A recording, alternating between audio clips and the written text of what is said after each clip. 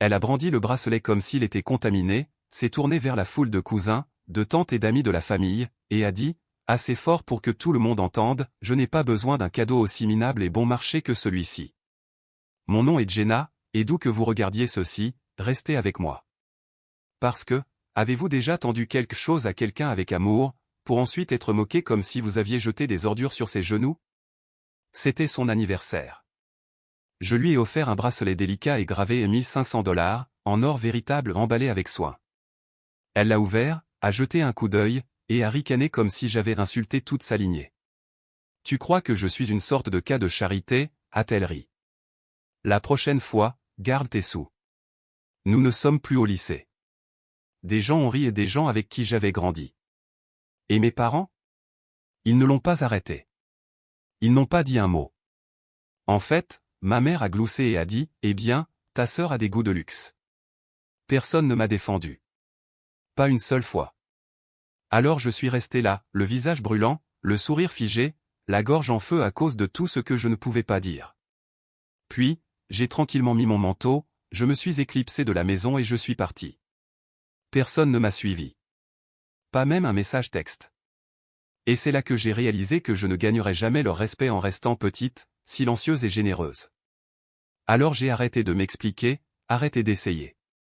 2 semaines plus tard, ils ont appris par des bruits de couloir, pas par moi, que je venais d'acheter un appartement comptant, en centre-ville, un appartement d'angle, avec des baies vitrées du sol au plafond, et d'une valeur supérieure à tout ce dont ils s'étaient vantés à cette fête, réunie. Mes parents étaient stupéfaits. Ma sœur, furieuse. Et je n'avais même pas encore emménagé. Parce que le truc avec les filles silencieuses. Nous ne faisons pas de bruit, nous agissons. Et le bracelet dont elle s'est moquée? Ce n'était que le début. Ils ont appelé le lendemain matin. Ma mère, la première.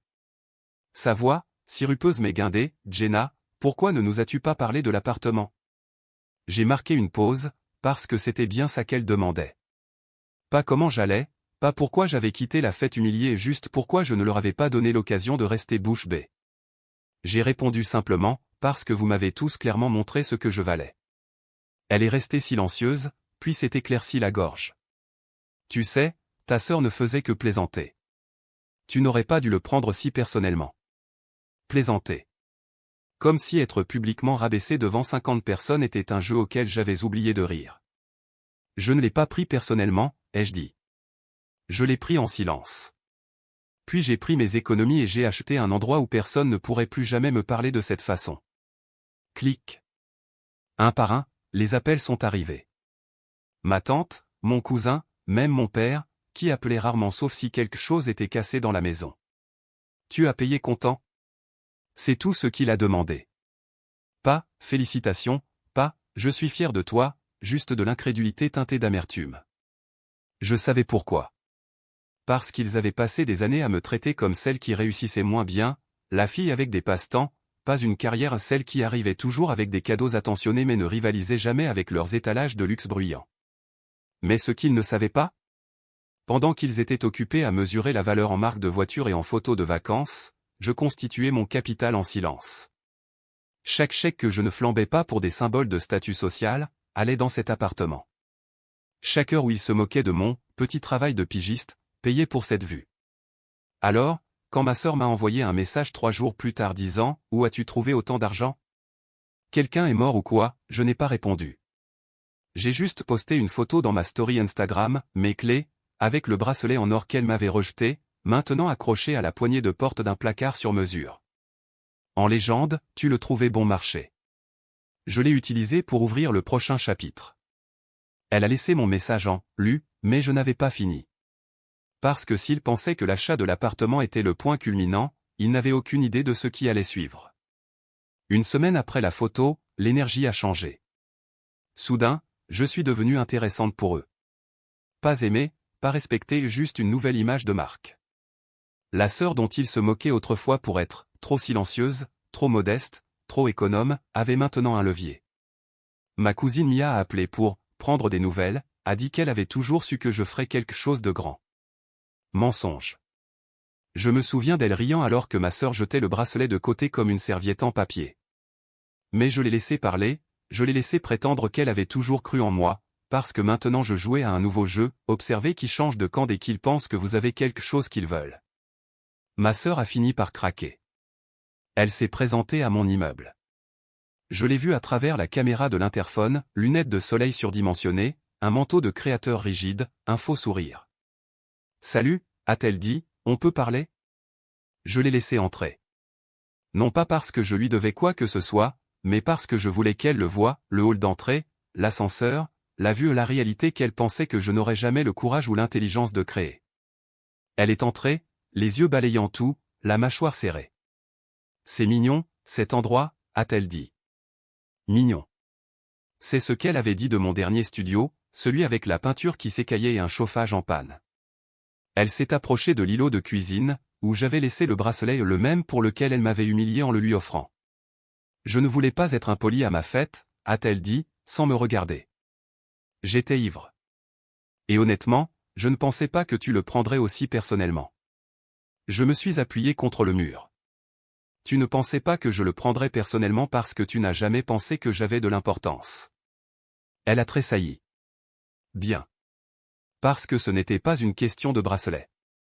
C'était une question d'années à être le plan de secours, l'ombre silencieuse, la fille polie qui n'était jamais invitée à briller. Et maintenant, elle se tenait dans un espace que j'avais construit sans son approbation, sans l'aide de mes parents, sans demander à personne d'applaudir.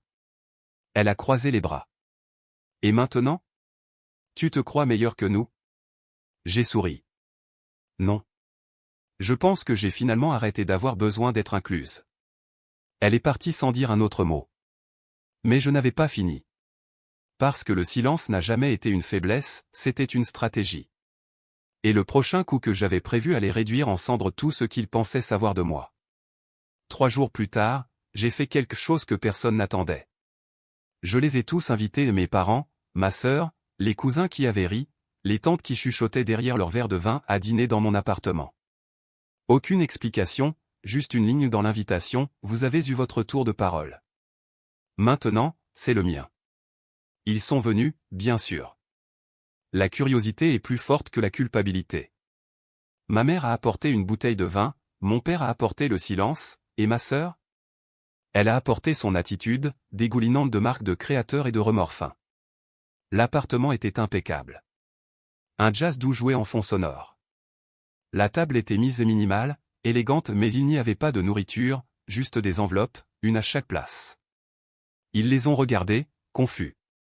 Je me suis tenu au bout de la table, calme, clair. Vous avez tous fait beaucoup de suppositions à mon sujet, ai-je commencé.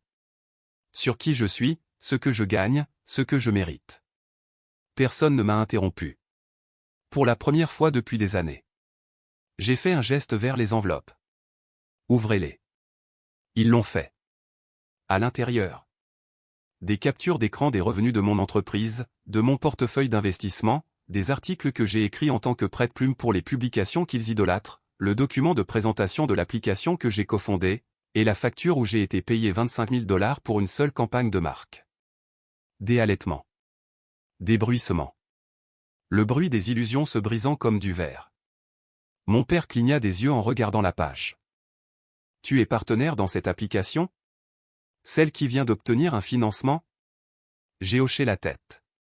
Depuis le premier jour. Ma sœur a serré la mâchoire. Alors c'est quoi, une vengeance ? Non, ai-je dit doucement. C'est une mise au point. Vous m'avez étiqueté comme celle qui réussissait moins bien, la radine, celle qui n'avait pas sa place. J'ai fait lentement le tour de la table. Mais pendant que vous étiez trop occupé à comparer les marques et les vacances, je construisais ma liberté. Pas seulement pour vivre, mais pour pouvoir partir. Je me suis arrêté derrière ma mère. Tu m'as appris à rester silencieuse, à être polie, à ne jamais embarrasser la famille. Je me suis penché plus près. Ce soir, j'enfreins ces 3 règles. J'ai brandi le bracelet, le même. Vous en avez ri. Ce n'était pas juste un cadeau, c'était un test. Et vous avez échoué. Silence de mort. Personne ne bougeait. Personne ne riait. Et pour la première fois de ma vie, je ne suppliais pas pour être entendu. J'étais écouté. Ma sœur s'est levée, les bras croisés, la voix tendue. Tu penses vraiment qu'agiter de l'argent te rend meilleur que nous?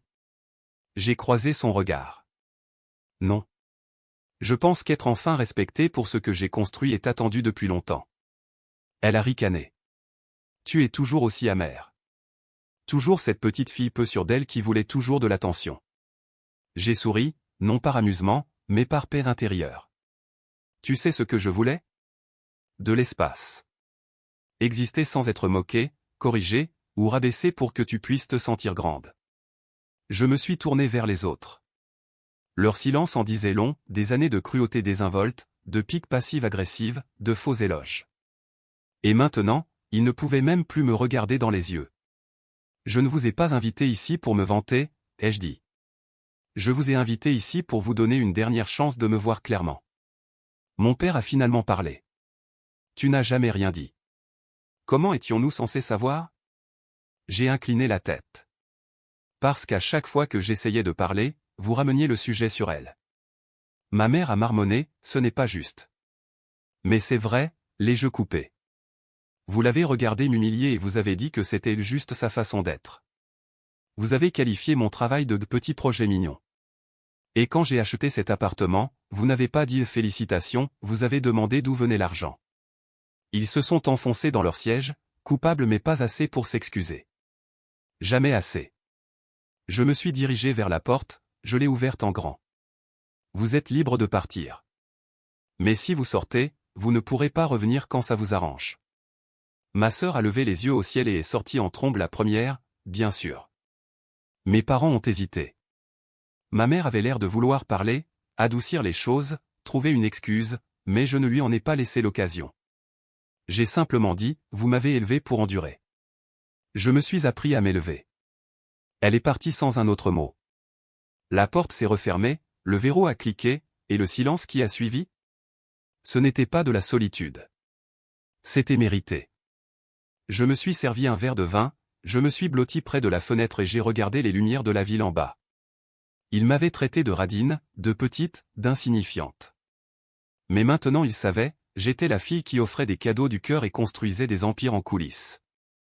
Le bracelet brillait toujours sur mon bureau, non pas un symbole de honte, mais un symbole d'éveil.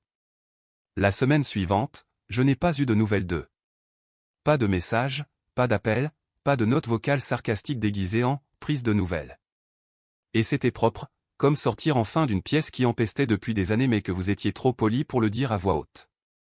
Je suis allé travailler, j'ai conclu un nouveau contrat avec une marque, j'ai interviewé 2 stagiaires pour la start-up, j'ai rencontré un développeur pour un café, et j'ai validé une valorisation à 6 chiffres que j'avais contribué à bâtir depuis mon salon. Et toujours, il restait silencieux. Jusqu'à ce qu'un après-midi, je reçoive une demande de message privé d'un cousin à qui je n'avais pas parlé depuis la fête d'anniversaire, et « ta mère pleure. Elle dit que tu es devenue froide. Elle dit que tu as changé. » Changé? Peut-être que oui. Peut-être que me choisir après des décennies de dévalorisation émotionnelle ressemblait à de la rébellion pour des gens qui ne respectaient que la soumission. Mais ce soir-là, j'ai reçu le message qui a tout scellé, une capture d'écran de ma sœur vendant le bracelet en ligne. En légende, jamais porté, trop sentimental. 450 $ ou meilleure offre. Trop sentimental. J'ai ri si fort que j'en ai pleuré. Non pas de douleur, mais de confirmation. Parce que quand les gens ne peuvent pas vous détruire, ils essaient de profiter de la dernière chose dont ils se sont moqués. Je n'ai pas répondu, je ne l'ai pas racheté. À la place, j'ai posté une photo de mon poignet, avec un nouveau bracelet simple, élégant, le double du prix de celui qu'elle avait jeté. En légende, la paix me va mieux que n'importe quel diamant. En quelques minutes, les messages privés ont afflué et des femmes qui avaient été traitées des ingrates, de dramatiques, des égoïstes, pour avoir fixé des limites là où d'autres voulaient carte blanche. Tu n'es pas froide. Tu en as juste fini de saigner pour des gens qui n'ont jamais offert de pansement. Merci de nous montrer à quoi ressemble une vengeance silencieuse. Et ça m'a frappé, je ne faisais pas que guérir, je reflétais la force que d'autres femmes avaient oublié qu'elles avaient le droit d'avoir. Il ne s'agissait plus d'un bracelet. Il s'agissait d'un héritage. Et j'en avais fini de laisser le mien être écrit par des gens qui n'apparaissaient que lorsqu'il y avait quelque chose à juger ou quelque chose à prendre. Qu'ils vendent leur version de l'histoire. Je construisais la mienne. Le silence n'a pas duré éternellement. Il ne dure jamais, pas quand la culpabilité commence à démanger.